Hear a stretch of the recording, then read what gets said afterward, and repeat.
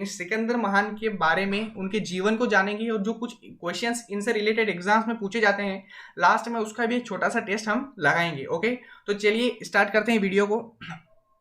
जानते हैं सबसे पहले हम सिकंदर के बारे में। तो देखिए, सिकंदर का जन्म जो था वो 356 ईसा पूर्व में हुआ था और सिकंदर के पिता का नाम फिलिप था। ये जो बातें हैं, जो 356 ईसा पूर्व वगैरह, ये अभी हमको थोड़ी सी मे भी बोरिंग लग सकती है, लेकिन बस हमें इनसे थोड़ा सा गुजरना है क्योंकि ये चीज़ें बहुत बार एग्जाम्स में पूछ ली जाती है। वैसे हमें जनरली यहाँ पर बहुत सारी ईसा आएगी, लेकिन हमें वो याद नहीं करना है, बस हमें इतना याद रखना है कि इनका जन्म कब हुआ और इनकी मृत्यु कब हुई। और ये जो आ रहे हैं कि सिकंदर के पिता का नाम क्या था, तो वो फिलिप था। ये चीज़ें हम आपको बस हमें एक बार इनको याद रखना है, बाद में हम टेस्ट लगाएंगे तो इससे आपका जो कॉन्फिडेंस है वो ऑटोमेटिकली इंक्रीज हो जाएगा। ओके, तो चलिए, जैसा कि हमने पढ़ा सिकंदर का जन्म 356 ईसा पूर्व में हुआ और सिकंदर के पिता का नाम फिलिप था। ओके, फिलिप 360 ईसा पूर्व में मकदूनिया यानी मैसिडोनिया के शासक बने थे। तो देखिए, ये जो जैसा अभी मैंने कहा कि ये इतनी चीज़ें हमें याद करने की नहीं होती, ये बस मैंने लिखी है। तो बस हमें इतना याद रखना है कि सिकंदर का जन्म किस ईस्वा में हुआ था और उनकी मृत्यु कब हुई थी। ओके, चलिए अब आगे बढ़ते हैं हम। इनकी हत्या 329 ईसा पूर्व में कर दी गई थी, यानी इनका जो जन्म हुआ था सिकंदर का वो हुआ था 356 ईसा पूर्व में और इनके पिता की हत्या जो थी वो 329 ईसा पूर्व में कर दी गई थी। ओके, चलिए बढ़ते हैं आगे। सिकंदर अरस्तु का शिष्य था। तो जो एरिस्टोटल, जो फादर ऑफ बायोलॉजी जो हमें कहते हैं हम, तो एरिस्टोटल यानी अरस्तु जो थे, अरस्तु के शिष्य थे सिकंदर। ये एग्जाम से बहुत बार क्वेश्चन पूछा जाता है कि सिकंदर किसका शिष्य था, तो वो अरस्तु का शिष्य था। ओके, सिकंदर ने भारत विजय का अभियान 326 ईसा पूर्व में किया, यानी इनके पिता की मृत्यु के 3 साल बाद।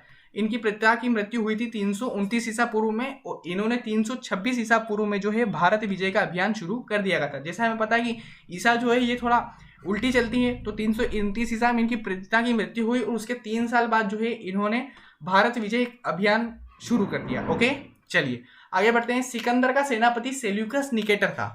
देखिए, जो सिकंदर का जो सेनापति था सेल्यूकस निकेटर है। ये जो सेल्यूकस निकेटर है ये बहुत बार हमारी हिस्ट्री में आएगा, आगे भी आएगा, तो इसका नाम अभी आप याद कर लीजिएगा। सेल्यूकस निकेटर जो था ये सिकंदर का बचपन का चाइल्डहुड बेस्ट फ्रेंड है इनका। ये इनके बचपन का बहुत अच्छा दोस्त था और आगे चल के यही इनका सेनापति बना था। ओके, और अगर हम देखें तो सिकंदर के जल सेनापति का नाम निर्याकस था। तो देखिए, ये तो सिर्फ सेनापति थे, थल सेनापति बोल सकते हैं जिसे हम, और ये जो थे ये जल सेनापति थे। निर्याकस जो थे इनके जल सेनापति थे। ओके, चलिए आगे बढ़ते हैं। सिकंदर को पंजाब के शासक पोरस के साथ युद्ध करना पड़ा, जिसे हाइडेस्पिस के युद्ध या झेलम के युद्ध के नाम से जाना जाता है। देखिए, जब सिकंदर जब भारत में इन्होंने जब एंटर किया था तो इन्होंने जो थे पंजाब के शासक पोरस के साथ इन्हें युद्ध करना पड़ा था। तो जिसे पंजाब के जो ये जो युद्ध हुआ था पंजाब में, इसे हाइडेस्पिस के युद्ध या झेलम के युद्ध के नाम से भी जाना जाता है।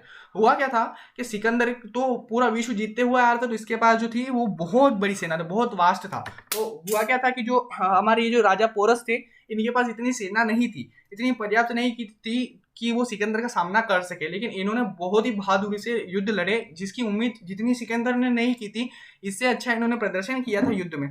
तो उसको देखते हुए सिकंदर ने जो थे इन्हें मारा नहीं था। जनरली होता क्या था, जब ये किसी राजा को हरा देते थे तो उसको मार देते थे और उसकी सारी जो जितनी भी राजकोष था उस पर कब्जा कर लेते थे, लेकिन इन्होंने राजा पोरस को छोड़ दिया था। ऐसा ही वहां पे जो घटना हुई थी, तो उनसे प्रसन्न होकर इन्होंने जो था ये युद्ध छोड़ दिया था, मतलब सिकंदर ने राजा पोरस को छोड़ दिया था। ओके, तो यहाँ से याद रखना है कि जो कहाँ किसके साथ युद्ध हुआ था पंजाब में इनका सिकंदर का, तो राजा पोरस के साथ हुआ था, जिसे हाइडेस्पिस का युद्ध भी कहा जाता है और झेलम का युद्ध भी इसी युद्ध को ही कहा जाता है।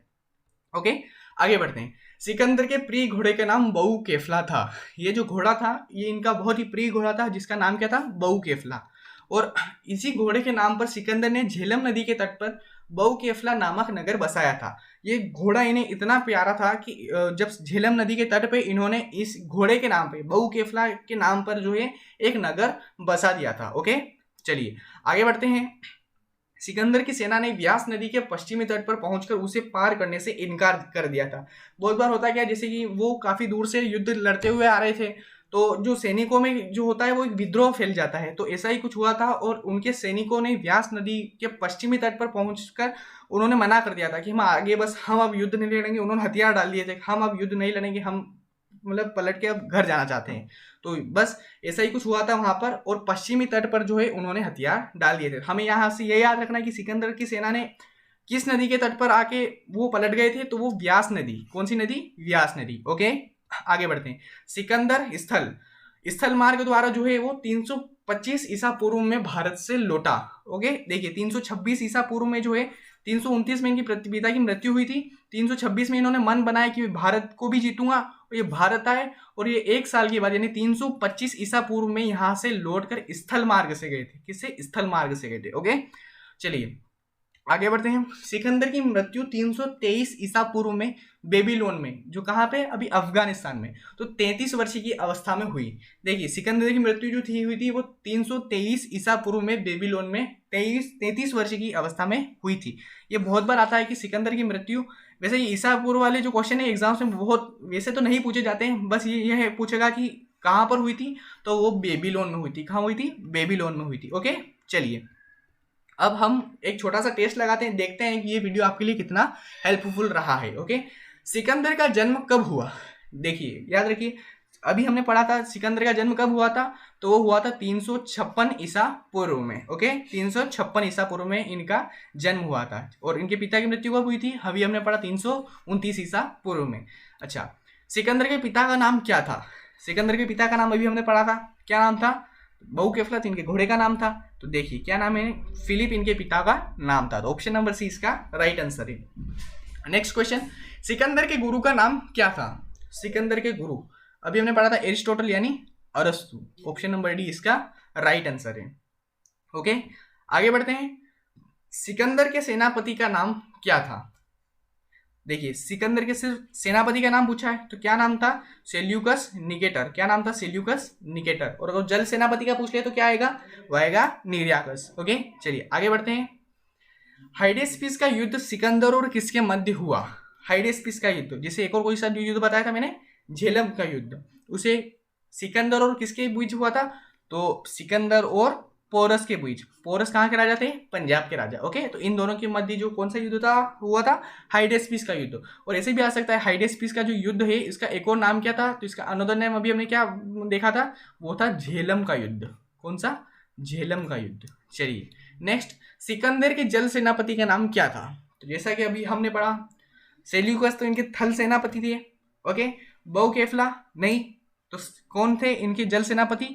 वो थे निर्याकस। ओके, चलिए नेक्स्ट क्वेश्चन की तरफ चलते हैं। उम्मीद करता हूं आपको भी मेरे इतना ही मजा आ रहा होगा। सिकंदर के प्रिय घोड़े का नाम क्या था?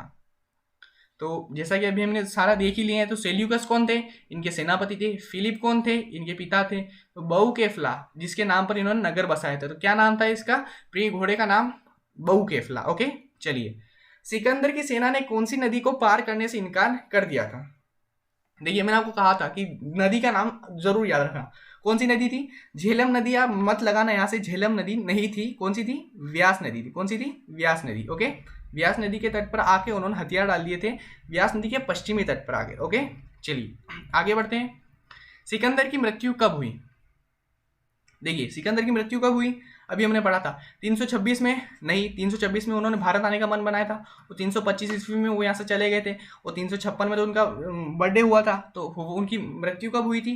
तो 323 ईसा पूर्व में उनकी मृत्यु हो गई थी। ओके, अगर आपको कुछ याद ना आए तो अगर 2-3 चीज़ें आपको याद है ऐसे भी आप ऑप्शन से वैसे कट करके बता सकते हैं, लेकिन ओके चलिए लास्ट क्वेश्चन को डिस्कस करते हैं कि सिकंदर की मृत्यु कहाँ हुई।